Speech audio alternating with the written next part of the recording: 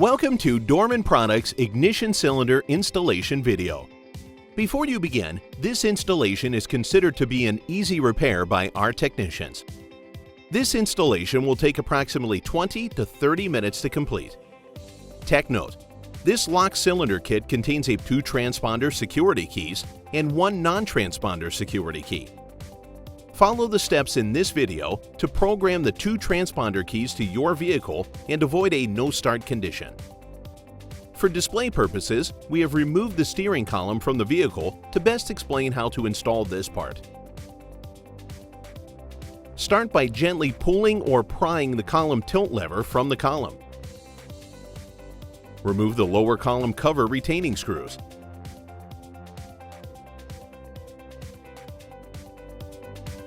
Carefully remove the lower column cover, making sure not to damage the hooks holding the covers together.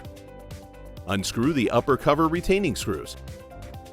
Tech note: the upper cover retaining screws may not need to be completely removed, depending on application. Pull the upper cover from the column.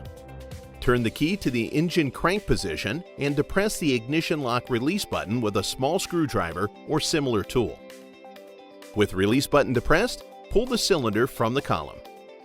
To complete the installation, push the new lock cylinder into the port until it clicks and reconnect the negative battery cable.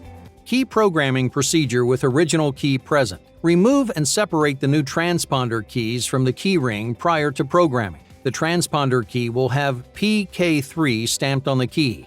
Insert the non-transponder key provided while holding the original key next to the lock cylinder and turn the ignition to the on position for 10 seconds. Tech note: after the 10 seconds have passed, keep the original key away from the lock cylinder. Remove the non-transponder key and immediately insert the first transponder key provided. Turn to the on position for 10 seconds and then turn to the off position and remove the key.